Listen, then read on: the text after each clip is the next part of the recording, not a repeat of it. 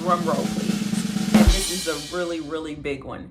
Do not, I repeat, not co-sign for a boyfriend or a girlfriend. Why are so many people getting repoed in 2025?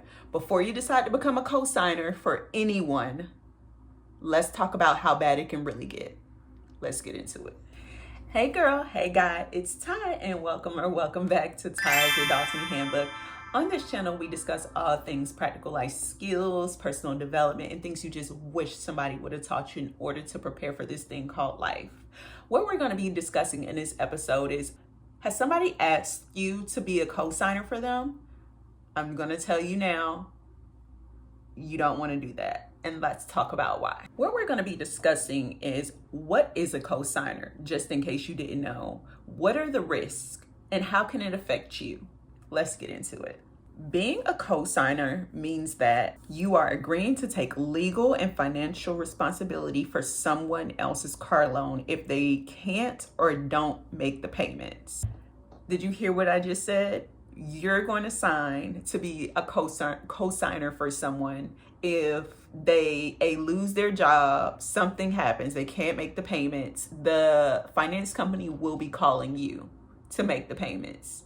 Did you prepare to make the payments for this person? Now, typically people that in real life, people that typically are cosigners, and it's more normalized, are parents signing for their children. Typically, they say they have like a 17-year-old, they're a senior in high school, and they're getting them a car. Their child doesn't have any kind of real financial income or anything like that coming in. So the parent will assume the risk, which that's fair enough, right? But let's go into other situations where I've heard of instances of where friends are co-signing for friends, right? That's a quick way for you and your friends to hate each other, to loathe each other, to dislike each other greatly.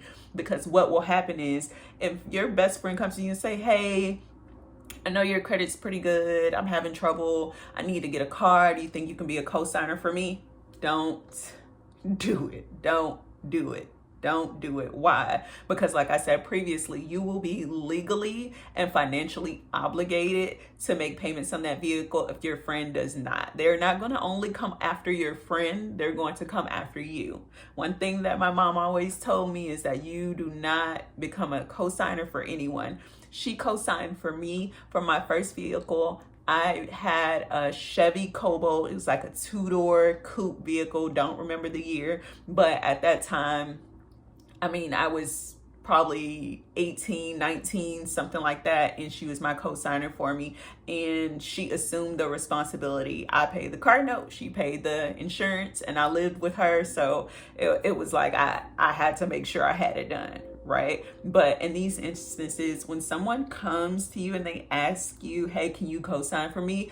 Be wary. If they're not your child, I would say do not do it. Now, there is a benefit to you becoming a cosigner for like your child or your friend or family member or what have you, right? So if they're initially making on-time payments, there are no issues, they're making the car payments on time every month, it's perfectly fine, right? But it's perfectly fine, right? And that will also impact your credit as well. So if they're making payments on time and you're listed as a cosigner, it looks good on your behalf. But be mindful, if anything happens and they can't make the payments, this will impact you as well. Both of you all will have bad credit, and your credit will suffer off of the main person not making the payments. And as I'm speaking, I'm just getting into some of the risk, right? What are the risks of you becoming a cosigner for a family member or friend, right? You're gonna deal with your credit slowly going down. You could possibly be sued, right? Because the lender wants their money. The lender wants their money. So it's going to be between the primary borrower and you as the cosigner. They're going to start sending you letters in the mail, and they're going to be reaching out to you and trying to sue someone in order for them to get their money. So keep that in mind. This can also affect your finances as the cosigner, right? It can affect you long term in regards to you, say, trying to rent somewhere to live in the future, trying to apply for credit cards, trying to apply for anything for yourself. And you're thinking, I was just trying to be a good friend. I was just trying to be a good parent or family member or what have you by helping them out. Yeah, but if they're not able to do what they're supposed to do, then it's going to affect you. The reason as to why I decided to talk about this is because it's like one of those things you kind of don't learn about until you go through it, right? If everyone's walking around, and of course this is for my virtual sisters and brothers or nieces and nephews or what have you, right? Sometimes you may have not even heard of the word cosigner, but if your friends ask you to cosign for them, total red flag. If you are younger and one of your older family members,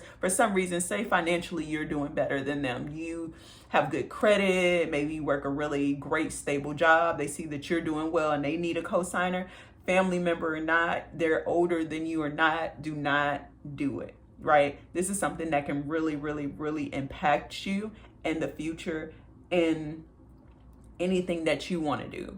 As we can see all over TikTok, YouTube, online, what have you, all social media platforms, a lot of people are actually getting repoed right now in 2025.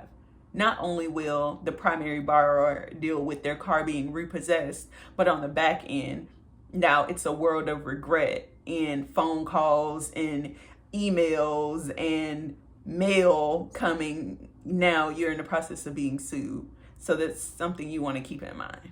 Now, if you decide to actually entertain being a cosigner for someone that's very close to you, I highly, once again, I say don't do it. But if you decide to, you're going to have to be extremely private investigator, super detective nosy, right? If they're close to you, you're already going to know what kind of work they do, have an idea of what kind of income they're making.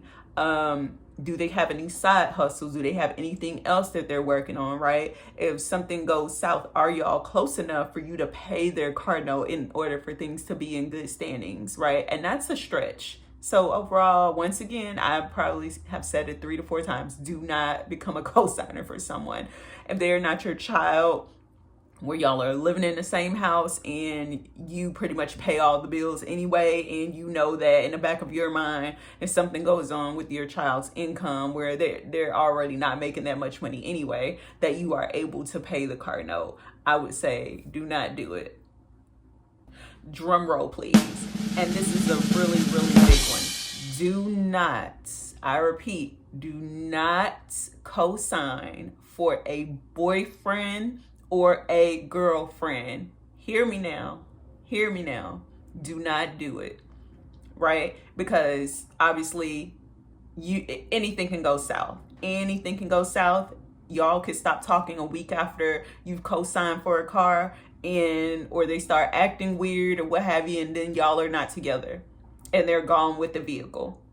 You think they're gonna keep making those payments? They may, but if they don't, your name is on there as a cosigner, and now they're out riding through the city with a new person in the passenger seat, knowing that car could be repoed at any time.